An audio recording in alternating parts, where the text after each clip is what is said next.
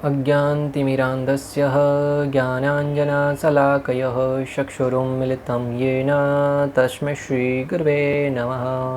हरे कृष्ण। आज गीता श्रृंखला के सत्र क्रमांक 527 में आप सभी भक्तों का हार्दिक स्वागत है। आज हम श्रीमद् भगवद गीता के 16वें अध्याय के, जो कि है देवी तथा आसुरी स्वभाव, श्लोक क्रमांक 23 का अध्ययन करेंगे। आइए, श्लोक इस प्रकार है। यह शास्त्र विधिम उत्सर्ज्य वर्तते कामकारतः न स सिद्धिं वाप्नोति न सुखम न पराम गतिम। अर्थात भगवान श्री कृष्ण कहते हैं कि जो शास्त्रों के आदेशों की अवहेलना करता है और मनमानी ढंग से कार्य करता है, उसे न तो सिद्धि न सुख न ही परम गति की प्राप्ति हो पाती है। भक्तों, शास्त्रों को पढ़ने का, शास्त्रों को सुनने का, शास्त्रों के आदेशानुसार कार्य करने का कितना महत्व है, आप इस बात से अंदाज़ा लगा सकते हैं कि स्वयं भगवान श्री कृष्ण को भगवद गीता के अंदर इस बात की घोषणा करनी पड़ रही है कि जो व्यक्ति शास्त्र विरुद्ध कार्य करता है वह व्यक्ति कभी मुक्त नहीं हो सकता। इससे सिद्ध होता है कि शास्त्रों के आदेशों का पालन करना बहुत महत्वपूर्ण है। तभी तो भगवान श्री कृष्ण इस मुद्दे को उठा रहे हैं। अन्यथा इस संसार में अनेक प्रकार के कार्य हो रहे हैं, जो आवश्यक नहीं था उसके विषय में भगवान ने मुद्दा नहीं उठाया, परंतु शास्त्रों को पढ़ना बहुत आवश्यक है। इसलिए भगवान श्री कृष्ण इस बात को यहाँ पे भगवद गीता में स्थान दे रहे हैं। अपने आश्रम के कर्तव्य या धर्म का पालन किए बिना कोई भी व्यक्ति इन 3 नरक के द्वारों से नहीं बच सकता। अपने आश्रम या अपने धर्म का पालन किए बिना कोई भी व्यक्ति, जो नरक के 3 द्वार बताए गए हैं, काम, क्रोध और लोभ, उनसे नहीं बच सकता। क्यों? जब हम शास्त्र पढ़ेंगे तभी तो हमें ज्ञान होगा कि नरक के 3 द्वार हैं और उनसे कैसे बचना है। जब शास्त्र ही नहीं पढ़ेंगे, मनमाने ढंग से कार्य करेंगे, तब भले कैसे जान पाएंगे कि ये गलत है या सही है। इसलिए तो आज हम देख रहे हैं कि लोग पराय काम, क्रोध और लोभ, इन तीनों नरक के द्वारों की तरफ बड़ी तेजी से गति कर रहे हैं। उनकी तरफ ही गति कर रहे, यूं भी कहा जाए तो इसमें कोई अतिशयोक्ति नहीं होगी। भक्तों, श्रील प्रभुपाद जी से किसी ने पूछा, स्वामी जी, हमारे शास्त्रों के आदेशानुसार एक सन्यासी को समुद्र को लांग के नहीं जाना चाहिए, और सन्यासी है वो तो पैदल चल के जाते हैं, जूते भी नहीं पहनते हैं, आप फ्लाइट में बैठ के जाते हैं, इसके पीछे क्या कारण है? तब श्रील प्रभुपाद ने बहुत ही सुंदर उत्तर देते हुए कहा, हम सब की आंखें खुल जानी चाहिए। ऐसे प्रभुपाद जी के वचनों को सुनकर श्रील प्रभुपाद कहते हैं कि आज का कलयुग का जीव बड़ी तेजी से नरक की तरफ गमन कर रहा है। काम, क्रोध, लोभ, इन 3 द्वारों के माध्यम से बड़ी गति से, तेजी से नरक की तरफ गमन कर रहा है। अगर मैं फ्लाइट में बैठ के नहीं जाऊंगा तो उन तक पहुंच नहीं पाऊंगा, उनको बचा नहीं पाऊंगा। यह है करुणा का भाव। श्रील प्रभुपाद हम जीवों पर करुणा करने के उद्देश्य से कितनी बार संपूर्ण पृथ्वी का भ्रमण किया। भक्तों, बिना कुछ सोए, बिना कुछ आनंद का भोग किए, मात्र तपस्या में रहते हुए फ्लाइट में बैठते थे, तब भी पुस्तकों के लेखने में ही व्यस्त रहते थे। 2-4 घंटा कभी टाइम मिला तो सोते थे, अन्यथा यहाँ पे दिन है, कल रात को दिन में बैठे थे, यहाँ पे दिन है तो काम करने लग जाते थे। जहाँ समय मिला थोड़ा रेस्ट ले लेते थे। यह है संतों की कृपा। भक्तों, जब श्रील प्रभुपाद द्वारा लिखित इन शास्त्रों को हम पढ़ते हैं, तब हम जान पाते कि हमारा वास्तविक कर्तव्य क्या है। अन्यथा हम जान ही नहीं पाएंगे कि हमारा कर्तव्य क्या है, तो फिर उनका पालन करने का तो प्रश्न ही नहीं आएगा। और स्वधर्म का पालन शास्त्र आज्ञा का पालन किए बिना नहीं किया जा सकता। भक्तों, आश्रम और कर्तव्य धर्म का पालन किए बिना कोई व्यक्ति नरक के 3 द्वारों से नहीं बच सकता, और इन स्वधर्म का पालन कोई शास्त्र अध्ययन के बिना नहीं किया जा सकता। जब हम शास्त्र अध्ययन करते तो हमें पता चलता है कि ब्राह्मण, क्षत्रिय, वैश्य, शूद्र, ये 4 वर्ण हैं। ब्रह्मचर्य, गृहस्थ, वानप्रस्थ और संन्यास, ये 4 आश्रम हैं। प्रत्येक व्यक्ति को अपने स्वधर्म के आधार पर कार्य करना चाहिए। जब शास्त्रों को पढ़ते हैं तभी तो मालूम होता है। जब हम शास्त्र पढ़ना प्रारंभ किए, भगवद गीता के माध्यम से आचार्यों के श्री चरणों में बैठकर सुनना प्रारंभ किए, तभी हमें मालूम पड़ा कि जब व्यक्ति का जन्म होता है तो वो अनेक प्रकार के ऋण लेके पैदा होता है। परिवार के प्रति ऋण है, माता पिता के प्रति ऋण है, पितृ ऋण, ऋषि ऋण, समाज के प्रति ऋण है, पशु पक्षियों के प्रति ऋण है, ऋषि मुनियों के प्रति ऋण है, गुरु महाराज के प्रति ऋण है, देवताओं के प्रति ऋण है। ऐसे अनेक प्रकार से छोटे छोटे बहुत ऋण है जिसे व्यक्ति अगर उतार के नहीं जाएगा तो उसके अपराध लगेगा। और हम इस छोटे से जीवन में हर एक ऋण से मुक्त होने के लिए अगर अलग से प्रयास करेंगे तो इनसे मुक्त होना लगभग असंभव सा प्रतीत होता है, क्योंकि एक तो छोटा सा जीवन है, अनेक प्रकार के ऊपर जिम्मेदारियां हैं, और ऐसे शहरों में रहते हुए इन ऋणों से मुक्त होना लगभग कठिन सा प्रतीत होता है। परंतु इसका भी उपाय बताते हुए आचार्य गण बहुत कृपालु है। उन्होंने बताया कि अगर कोई व्यक्ति भगवान श्री कृष्ण, भगवान श्री गोविंद की पूजा करता है, उनकी सेवा करता है, भागवतम से प्रमाण देते हुए कहा कि यथा तरोर मूल निशेषणेन त्रपेन्ति तद भुजा उपशाखाम प्राण उपार से यथेन्द्रियाणाम तथैव क्षणम अहम अच्युतेज्य। अगर कोई व्यक्ति जिस प्रकार उदर में भोजन डालने से शरीर के सारे अंगों को शक्ति मिल जाती है, जिस प्रकार एक वृक्ष के जड़ में पानी डालने से पूरे वृक्ष को शक्ति मिल जाती है, जल मिल जाता है, उसी भांति भगवान श्री गोविंद की पूजा करने से, भगवान श्री कृष्ण की सेवा करने से संपूर्ण ब्रह्मांड है वो प्रसन्न हो जाता है, सुखी हो जाता है, सारे के सारे ऋण है वो पूर्ण हो जाते हैं। इस आश्वासन के साथ जब हम भक्ति कार्य में लगते हैं भक्तों, निश्चित रूप से हमारे सारे के सारे ऋणों से हम उऋण हो जाते हैं। ये कहाँ से मालूम पड़ा? जब शास्त्रों को पढ़ना प्रारंभ किया तब। अन्यथा हम पशुओं की भांति आहार निद्रा भय मैथुन आया आराम गया आराम साबित हो रहे थे। कई बार लोग जन्म लेते हैं, मृत्यु को प्राप्त हो जाते हैं, जीवन के मध्य मात्र आहार निद्रा भय मैथुन, खाया पिया सोया और बच्चे पैदा किए, इसके अलावा और कुछ नहीं करते। मनुष्य जन्म प्राप्त हुआ है, उसके क्या उद्देश्य होना चाहिए, क्या कर्तव्य होना चाहिए, जब हम शास्त्र पढ़ेंगे तभी जान पाएंगे भक्तों। इसलिए शास्त्रों का अध्ययन करना बहुत आवश्यक है। जब शास्त्रों को पढ़ेंगे तभी जान पाएंगे कि ब्राह्मण, क्षत्रिय, वैश्य और शूद्र आदि के क्या कर्तव्य हैं। नारद मुनि कहते हैं कि भगवत प्रेम प्राप्त करने के लिए पात्रता विकसित करना आवश्यक है, जो शास्त्र अध्ययन से ही होगी। नारद मुनि समझाते हैं कि भगवत प्रेम प्राप्त करने के लिए पात्रता विकसित करना बहुत आवश्यक है। पात्रता से क्या तात्पर्य है? किसी भी वस्तु को हमें प्राप्त करने के लिए उसके लिए उचित पात्र होना चाहिए।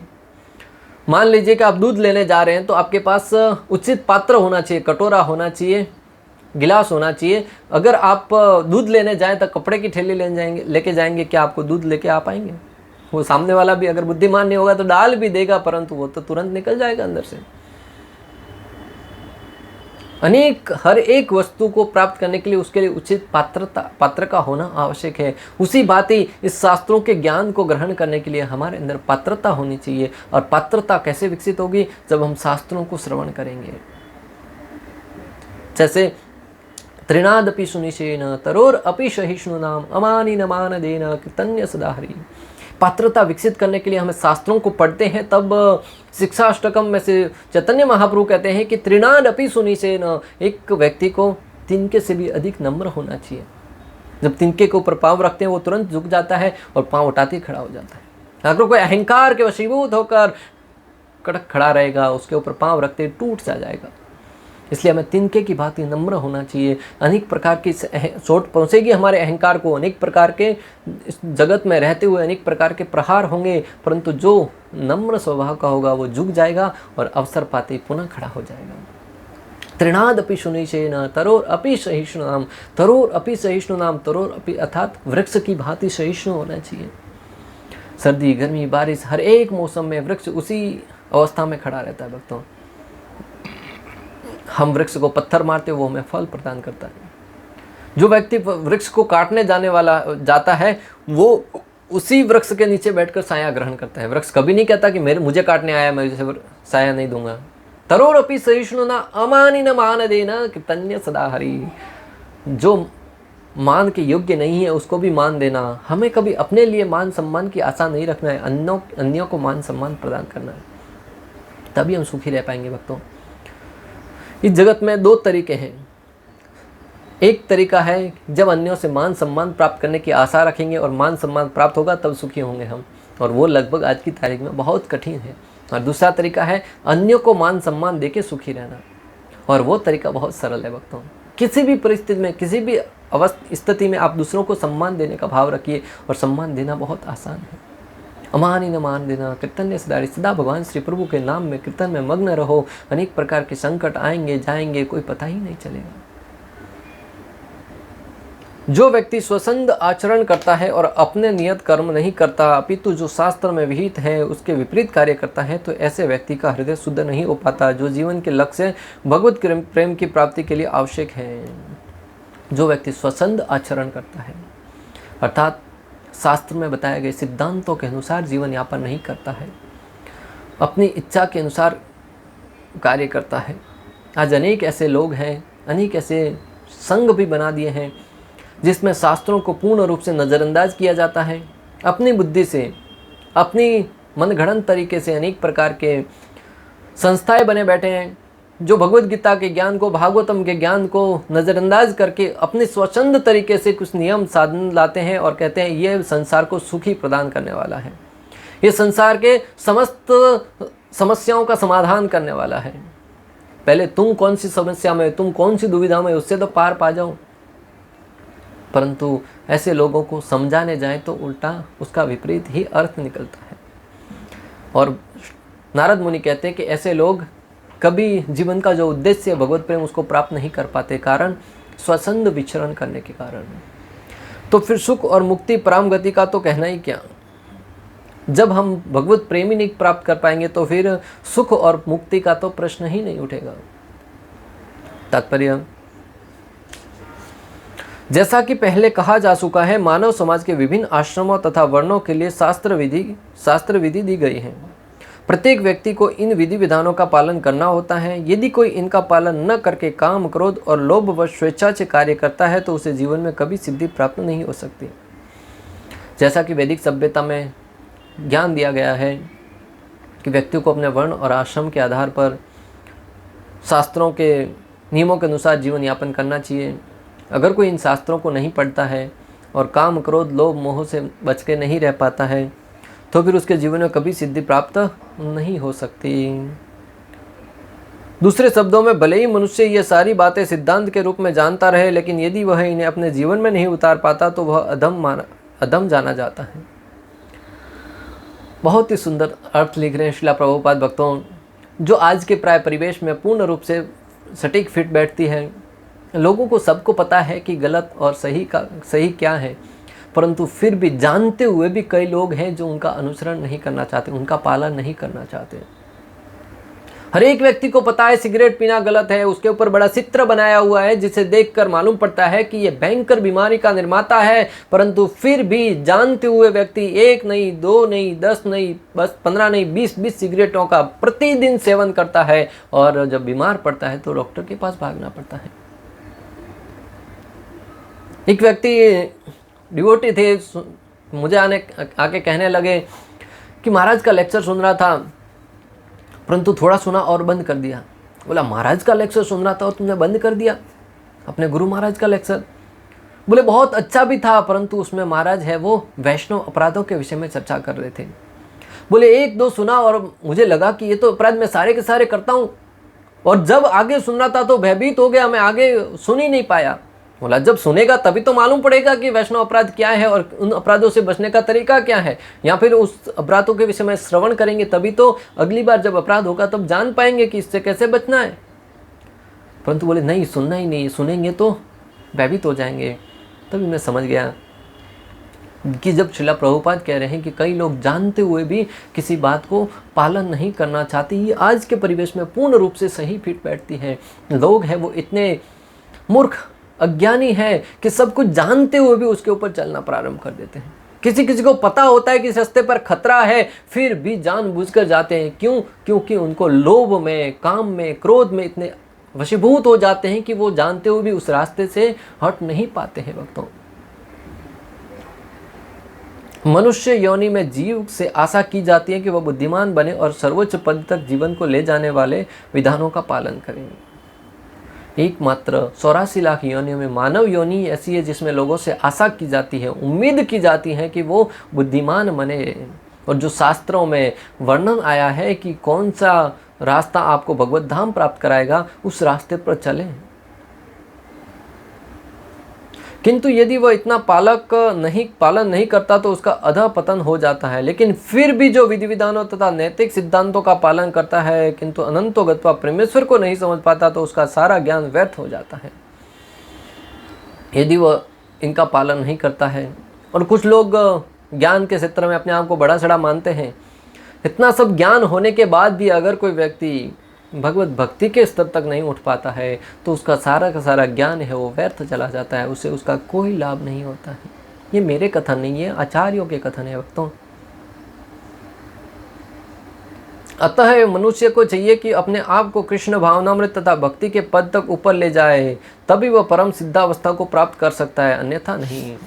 इसलिए मनुष्य को चाहिए कि वो अपने आप को भगवत भक्ति के पद तक या इससे भी ऊपर के स्तरों तक ले जाए, तभी उसके वैदिक सिद्धांतों के पालन करने का कुछ लाभ होगा। अन्यथा मात्र और मात्र श्रम एवं ही केवलम, मात्र कोई मेहनत हो जाएगी, कोई लाभ नहीं मिलेगा। कामकारत शब्द अत्यंत सार्थक है। जो व्यक्ति जानबूझकर नियमों का अतिक्रमण करता है वह काम के वश में होकर कर्म करता है। जो व्यक्ति जानबूझकर नियमों को तोड़ता है वह व्यक्ति काम के वशीभूत होकर करता है। वह जानता है कि ऐसा करना मना है लेकिन फिर भी वह ऐसा करता है, इसी को स्वेच्छाचार कहलाते हैं। यह जानते हुए भी कि अमुक काम करना चाहिए फिर भी वह उसे नहीं करता, इसलिए उसे स्वेच्छाचारी कहा जाता है। ऐसे व्यक्ति अवश्य ही भगवान द्वारा दंडित होते हैं। व्यक्ति को पता है कि ये करना चाहिए नहीं करना चाहिए, जानते हुए ये करना चाहिए फिर भी वो नहीं करता है। जैसे मंदिर जाना चाहिए, भगवान के नाम का जप करना चाहिए, शास्त्रों का अध्ययन करना चाहिए, प्रत्येक व्यक्ति जानता है। किसी को बताने जाओ भगवत भक्ति करो, हाँ हमें सब पता है, हमें सब पता है, हम लेते हैं, मन में लेते हैं भगवान का नाम, मन में भोजन भी किया करो, फिर मन में नींद भी किया करो, बाकी शारीरिक कार्य तो सब करेंगे, परंतु जब भक्ति के संबंध में कहा जाता है तो कहते हैं हाँ हम मन में करते हैं। क्यों भाई, क्यों धोखा दे रहे हो अपने आप को, क्यों अपने आप को धोखा दे रहे हो? किसी अन्य की हानि नहीं है उसमें। अगर ऐसा करते हुए पाए गए निश्चित रूप से भगवान उसको दंड देंगे। ये आचार्यों के वाक्य हैं, मैं अपने सब मर्जी से नहीं बोल रहा हूँ।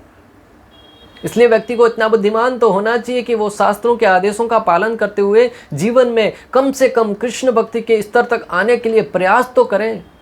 हम एक इच्छा करने मात्र से भगवान प्रसन्न हो जाते हैं।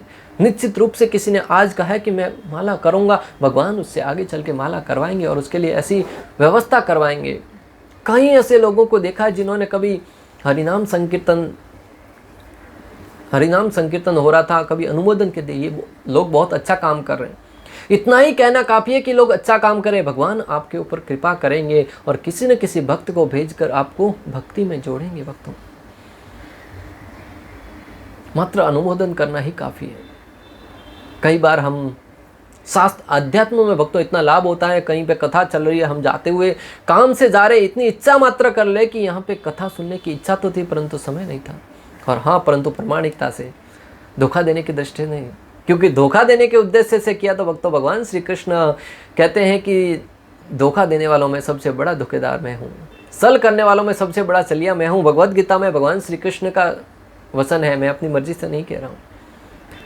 और भगवान श्री कृष्ण ने अपनी लीला के माध्यम से अनेक जगह दृष्टाया भी है। जो भगवान को धोखा देने का प्रयास करता है भगवान उसको कभी नहीं छोड़ते हैं।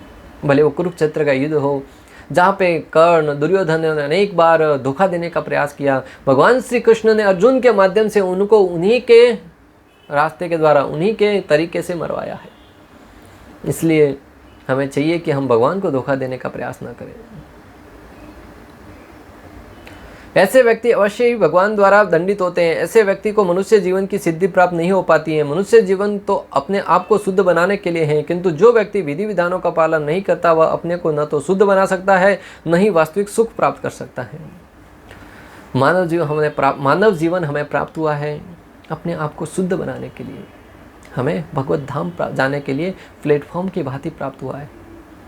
अगर कोई व्यक्ति विधि विधानों का पालन नहीं करेगा, अपने जीवन को शुद्ध नहीं बनाएगा, तो वह न तो शुद्ध हो पाएगा और न ही अपने जीवन का सफल प्रयोग कर पाएगा। इसलिए जीवन में विधि विधानों का, जीवन में नैतिक विधि विधानों का होना आवश्यक है। जब तक आप भक्ति के मार्ग तक नहीं आ जाते, जब भक्ति में स्थिर हो जाते हैं, फिर भक्ति के नियमों को पालन करना होता है। और कई आचार्य उस भक्ति के नियमों को भी लांग के ऊपर चले जाते हैं, फिर भी वो समाज में दृष्टांत प्रस्तुत करने के लिए आदर्शों का पालन करते हैं, विधि विधानों का पालन करते हैं।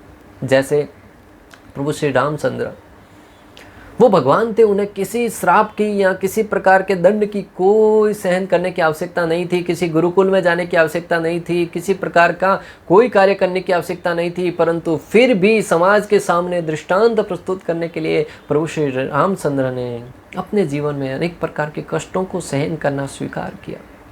भगवान श्री कृष्ण जो संपूर्ण ब्रह्मांड के स्वामी हैं, जिनके श्वास से अनेक प्रकार के वेदों का ज्ञान निकलता है, जिनके जो वाहन है गरुड़, उसके चलने से सामवेद की ध्वनि निकलती है, उनको क्या गुरु के आश्रम में जाकर ज्ञान अर्जित करने की आवश्यकता थी? नहीं। परंतु फिर भी भगवान अपने आदर्श द्वारा सिखाते हैं कि जीवन में गुरु का कितना महत्व है, कि अगर मैं गुरु स्वीकार नहीं करूंगा तो लोग मेरा अनुसरण करेंगे। और लोग प्राय इस कार्य में तो बहुत ही निपुण हैं। जो बातें अपने लिए अच्छे लगे भगवान से कहते स्वीकार कर लेते हैं कि भगवान ने भी ऐसा किया था। अरे भगवान, वो भगवान है, हम जीव हैं। जीव और ईश्वर में बहुत अंतर है। भगवान समुद्र है तो हम विभु हैं, भगवान विशाल है और हम मात्र कण है। इसलिए भगवान के किए को हमें दोहराना नहीं है, भगवान ने क्या कहा है उसे जीवन में पालन करना है। परंतु फिर भी भगवान हमारी मनोस्थिति को जानते थे और इसी के कारण उन्होंने अनेक नियमों का पालन किया। उसी भांति आचार्य हैं, वो भी अपने जीवन में अनेक नियमों का पालन करते हैं, जिसे देखकर अनेक लोगों को शिक्षा प्राप्त हो सके, उनका अनुसरण करने का अवसर प्राप्त हो सके। जो भगवान श्री कृष्ण ने कहा है कि जो जो श्रेष्ठ पुरुष कार्य करते हैं, पीछे आने वाली पीढ़ी उनका अनुसरण करते हैं, उस सिद्धांत को लागू किया जा सके।